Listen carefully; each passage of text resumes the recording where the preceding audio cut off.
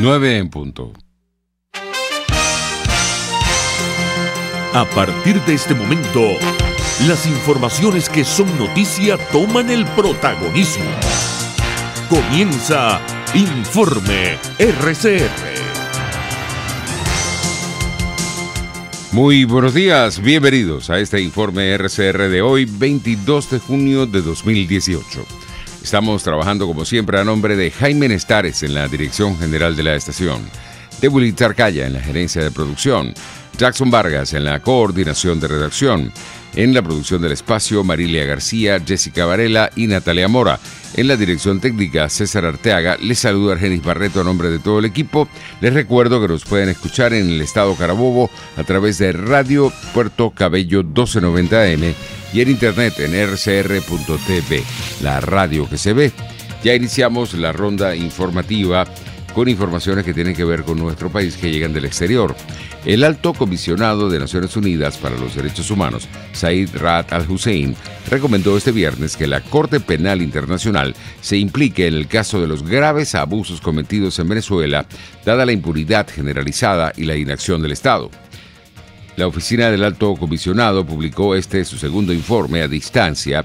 Las autoridades le deniegan el acceso al país sobre la situación en Venezuela, en el que se denuncian cientos de homicidios, presuntas ejecuciones sumarias, el uso excesivo de la fuerza en contra de manifestantes, torturas y detenciones arbitrarias a manos de las fuerzas de seguridad.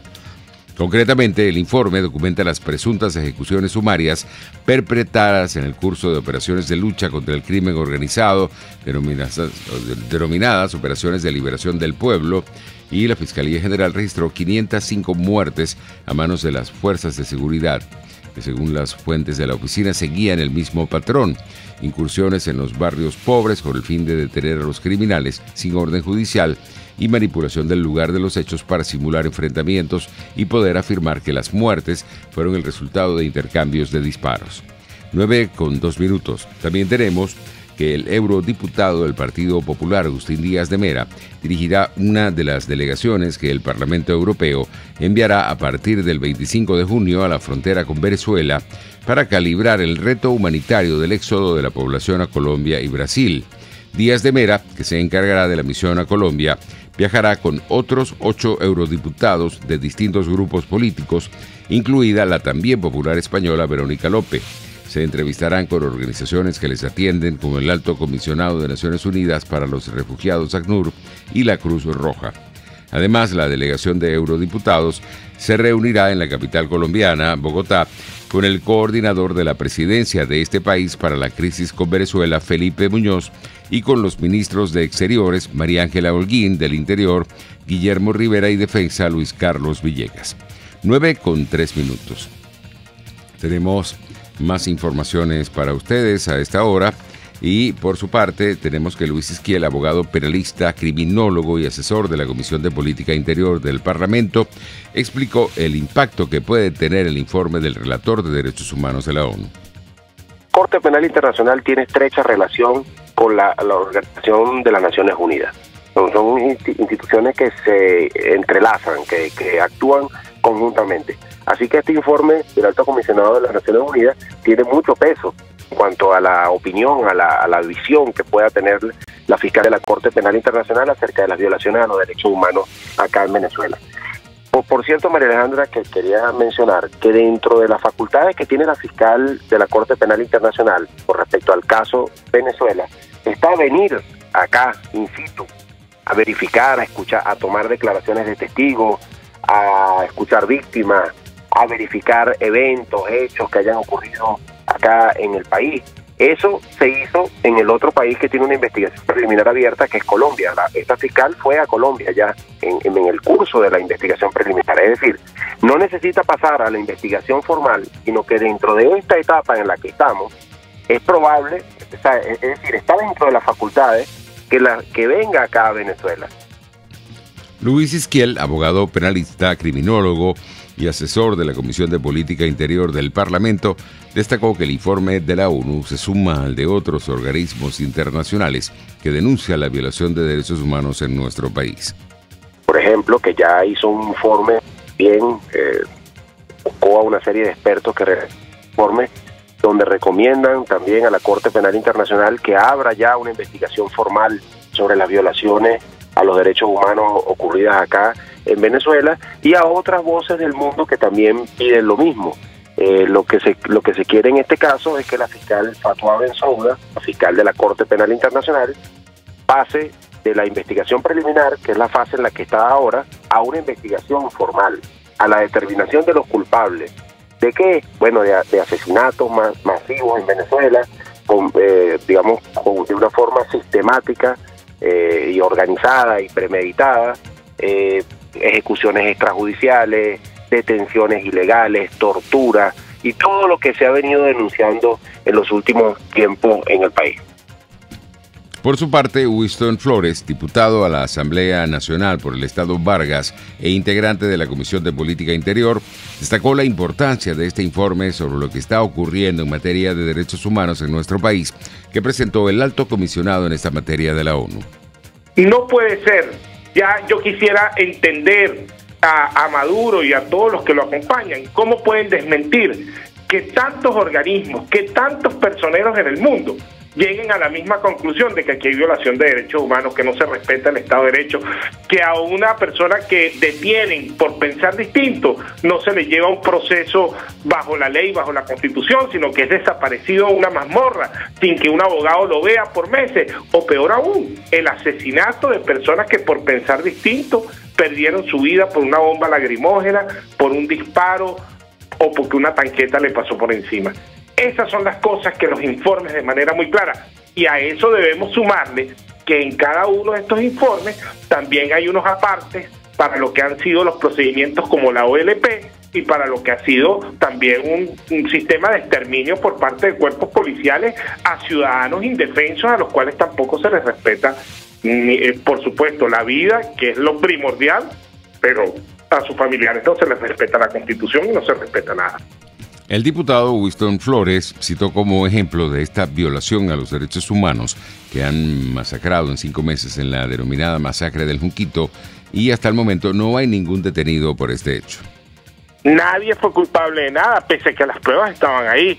Y así vamos con otras masacres que han ido sucediendo alrededor de los últimos años, la masacre de Higuerote.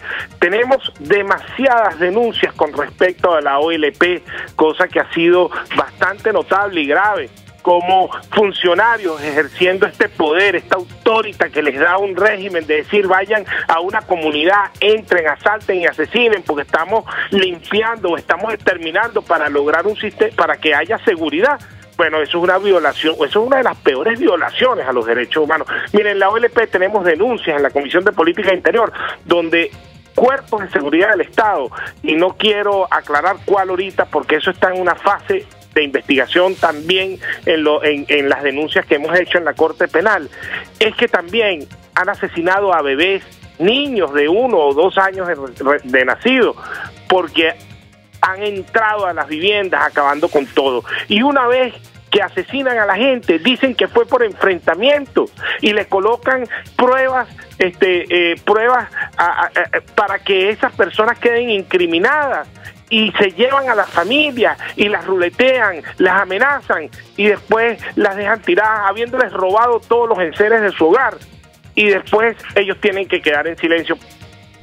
Javier Ignacio Mallorca, periodista de La Fuente de Sucesos y miembro del Observatorio Venezolano del Crimen Organizado, resaltó que el tema de la impunidad es realmente crónico en nuestro país. Así lo afirmó a las 7:20 de la mañana de este viernes.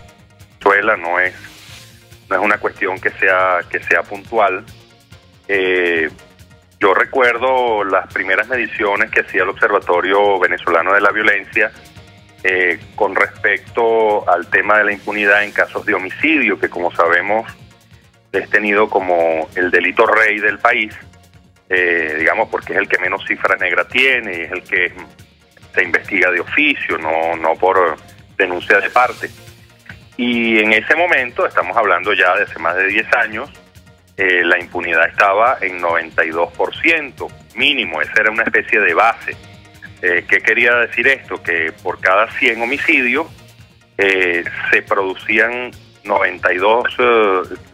solamente 8 detenciones. De de donde se supone que por lo menos en 92% de los casos ocurría impunidad. Bueno, y estamos hablando de cualquier tipo de homicidio, no estamos hablando de casos en los que por uno u otro factor podría enrarecerse la investigación, y cuando hablamos de derechos humanos eso está allí gravitando. Javier Ignacio Mallorca, periodista de La Fuente de Sucesos y miembro del Observatorio Venezolano del Crimen Organizado, enfatizó que en otros tipos de delitos la impunidad es mucho mayor. Ya sea porque las autoridades no los conocen, la gente no los denuncia, la gente no tiene confianza en las policías y por lo tanto no acude a ponerlas al tanto de lo que está ocurriendo, o simplemente porque las policías no tienen interés en conocer de estos asuntos. Entonces sí, mira, ese es un tema que está siendo analizado en organismos internacionales y que, bueno, al Estado venezolano pareciera interesarle muy poco hasta que aparecen estos informes, y entonces, los voceros del gobierno salen a rasgarse las vestiduras, indicando que se trata de un injerencismo, cuando en realidad lo que se está es poniendo de manifiesto una situación que se está viviendo en el día a día en toda la población. En otras informaciones tenemos que el diputado José Guerra, miembro de la Comisión de Finanzas, aseguró que el ciclo inflacionario se afianzará aún más por los aumentos salariales que está decretando unilateralmente el gobierno. Así lo expresó a las 8:10 de la mañana de este viernes. Porque ya queda apenas una semana de este mes de junio, y luego estos precios se van reflejando en los meses subsiguientes.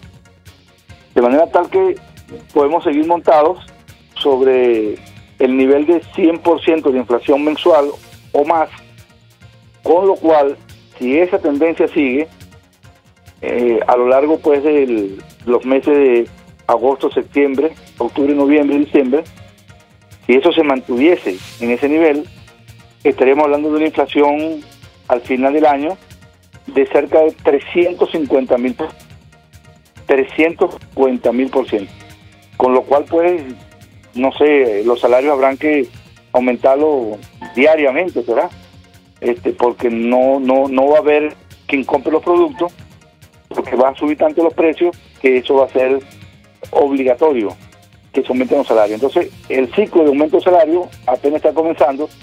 Fíjense que hasta el año 2012 se concedían un aumento del salario mínimo al año.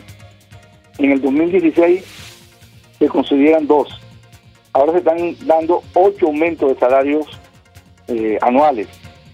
Sin embargo, el diputado José Guerra descartó que el incremento de la unidad tributaria afecte significativamente la inflación. Porque la unidad tributaria se paga sobre algunos servicios. O sea, déjame decirte lo siguiente: no cobrar la unidad tributaria como es, lejos de favorecer al gobierno, perjudica al gobierno. Porque el gobierno se priva de unos ingresos que tiene que estar, digamos, cobrando por los servicios. Lo que sí lo golpea es por los tickets de alimentación, que se cobran sobre la base de este ticket, del ticket de alimentación. Pero la unidad tributaria fue concebida para darle ingresos al gobierno, no para perjudicar al gobierno. Y si el gobierno no cobra la unidad tributaria tal como es, evidentemente eso hace que el gobierno se deje de percibir ingresos y tiene un problema fundamental ahí. Ahora, la unidad tributaria no es el problema con la hiperinflación. El problema de la hiperinflación es la impresión, la emisión de dinero que hace el Banco Central, no necesariamente con billetes físicos, sino también con medios de pago para dárselo al gobierno para que gaste. Eso hace que se devalúe la moneda.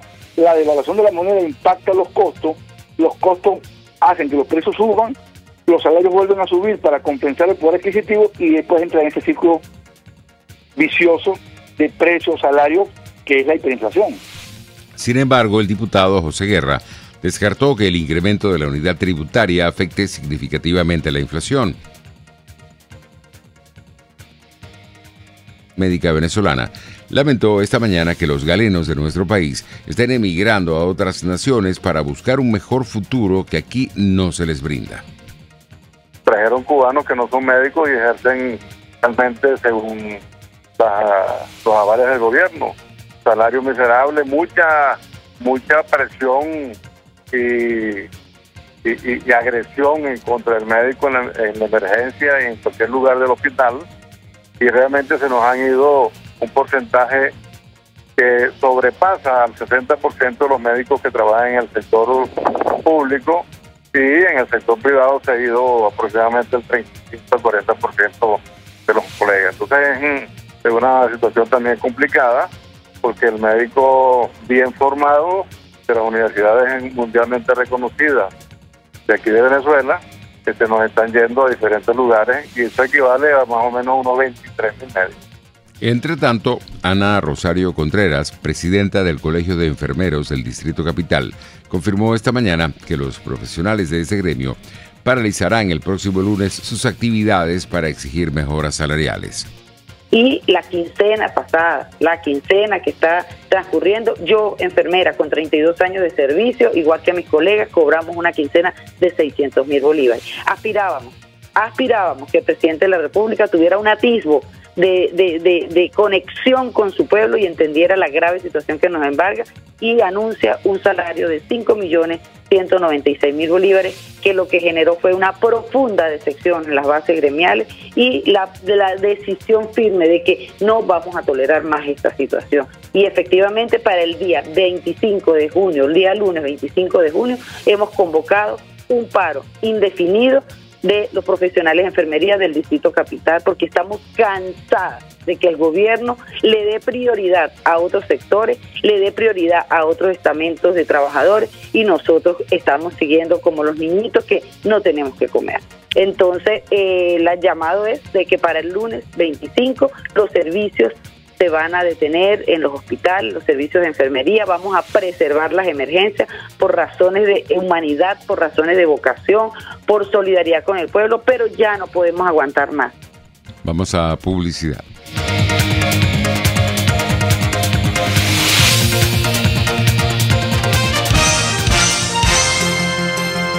Usted escucha Informe RCR por su 750 AM. Puedes seguirnos en nuestras redes sociales. En Twitter, @RCR750. La radio que se ve. Son las 9:18. Cuando se busca frescura y calidad en frutas y verduras, en Central Madeirense las encontrarás. Por eso, cada día ofrecemos lo mejor de esta tierra a ustedes, nuestros clientes. Visita cualquiera de nuestras sucursales. Te esperamos en Central Madeirense. Son más frescas. Dosis Alternativa es una ventana abierta donde usted hallará respuestas a diversos temas de salud que nos preocupan. El cáncer de cuello uterino es evidentemente una patología maligna que se desarrolla a nivel del cuello del útero. Dosis Alternativa les hace llegar de una manera sencilla y amena la orientación de profesionales que necesita para comprender y manejar correctamente situaciones de nuestro día a día. La hiperactividad se traduce en excesiva actividad motora, que son estos niños que están en continuo movimiento, corren, saltan. Muchas veces cuesta que puedan respetar los límites. Dosis Alternativa con Marilia García y Jackson Vargas, de lunes a viernes a las 9:30 de la mañana. Solo por RCR y RCR.tv, la radio que se ve. En RCR echamos mano día a día de herramientas periodísticas para exponerles de la mejor manera lo que sucede en el país. Hablamos de las grandes cosas, pero también de las pequeñas, de las que les pasan a usted. Presentando los conflictos, pero también las posibles soluciones. Con respeto, en este país polarizado, porque entendemos que las diferencias existen. Y contrastamos la información, porque para nosotros lo más importante es usted. Inmediatez, opinión, participación, tolerancia y respeto. RCR 750 AM, porque lo bueno une.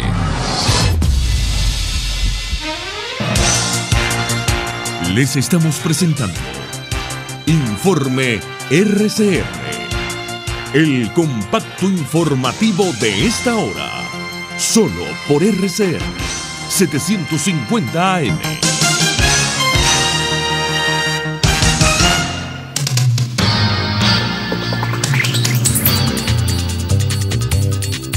Comenzamos nuestro recorrido internacional en Nicaragua, donde miles de habitantes de la ciudad de Masaya recibieron la visita solidaria de los obispos católicos, quienes esperan que el gobierno de Daniel Ortega detenga los ataques antimotines con los que busca retomar el control de la ciudad declarada en rebeldía. Escuchemos las declaraciones que ofreció a nuestros colegas de Radio Francia Internacional Álvaro Leiva, director de la Asociación Pro Derechos Humanos de esa nación centroamericana, sobre los últimos hechos de violencia registrados en ese país. La policía gubernamental del gobierno de Ortega ha seguido con sus ataques y nuestros obispos, en un acto humanitario, en un gesto de solidaridad y de apoyo al pueblo de Masaya, han decidido hacer su presencia para mandar un mensaje al gobierno del Estado de Nicaragua de que cese su represión en contra de la ciudad de Masaya. Llevamos, según un informe preliminar, 26 muertos en este momento y un centenar de heridos. Ese ataque inició el 19 de junio, después de que 60 días antes el pueblo de Masaya se había venido protestando cívica y pacíficamente. Esto se realizó por parte de grupos combinados entre fuerzas paramilitares, grupos afines a la ideología partidaria de gobierno y sobre todo la Policía Nacional, en un acto sin precedente y fuera del marco de la ley, cometiendo delitos de lesa humanidad. En Estados Unidos, la votación de 2 proyectos de ley sobre inmigración fue pospuesta en el Congreso. Legisladores se enfrentan por el contenido de las iniciativas legislativas en medio de la controversia por la política de tolerancia cero de la administración de Donald Trump. La Voz de América nos tiene el reporte. En un día en que todas las miradas están puestas en la votación de 2 proyectos de ley sobre inmigración en el Capitolio de Estados Unidos, el presidente Donald Trump se mostró presto a encarar la situación. Y estoy listo, dispuesto y apto para ayudar. Y listo, dispuesto y apto para tomar este bolígrafo y firmar muy rápidamente. Pero inesperadamente la votación fue pospuesta por los líderes republicanos y será este viernes cuando se decida sobre la legislación. Sin embargo, una jornada de discusión sobre el contenido de los 2 paquetes legislativos generó puntos de desencuentro entre la demócrata Nanette Díaz y el republicano Bob Goodlatte. ¿A cuántos soñadores ayuda este proyecto de ley a obtener la ciudadanía? 0. ¿A cuántos niños este proyecto retorna a los brazos de sus padres? 0.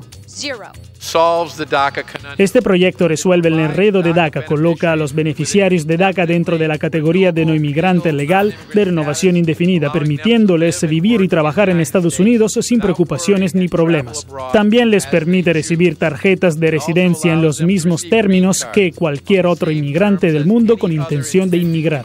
Y también entre la demócrata Nancy Pelosi y su colega republicano Michael Burgess. Los republicanos deben alejarse de este proyecto de ley. Deben llamar al presidente para que rescinda su política de encarcelamiento familiar, que está muy manchada en la historia de nuestra nación como esta política de separación familiar. Miren, no culpen de este problema al presidente Trump. Ha existido por un tiempo, pero depende de nosotros resolverlo. En una importante votación que necesita del apoyo de 218 legisladores para ser aprobada y pasar al Senado, el presidente Trump recordó: necesitamos los votos de los demócratas o nada será aprobado. Jorge Agobián, Voz de América, Washington. En otras informaciones tenemos que las 2 Coreas acordaron hoy celebrar del 20 al 26 de agosto reuniones de familias separadas por la guerra civil que las enfrentó hace más de 65 años, en línea con el acercamiento logrado entre ambos países en los últimos meses.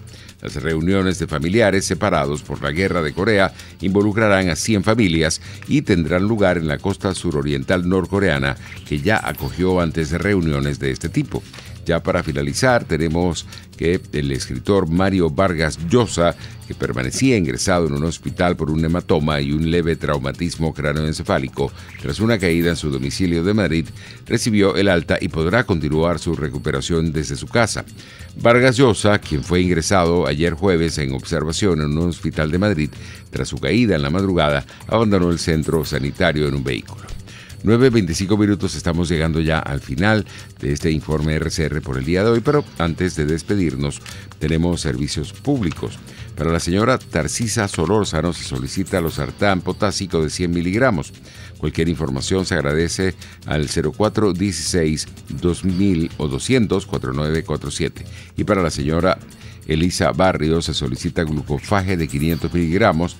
La pueden llamar al 0414-240-5311. Así estamos llegando al final. Les deseamos que pasen un feliz día de semana. Ya vienen Marilia García y Jackson Vargas con un nuevo programa de Dosis Alternativa. Será hasta el próximo lunes.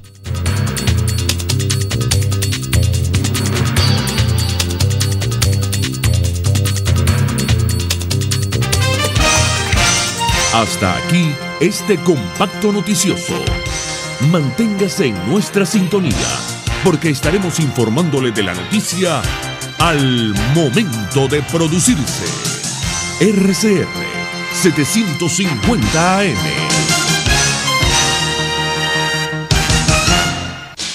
En RCR somos vanguardia. Toda la programación de tu RCR también la puedes seguir a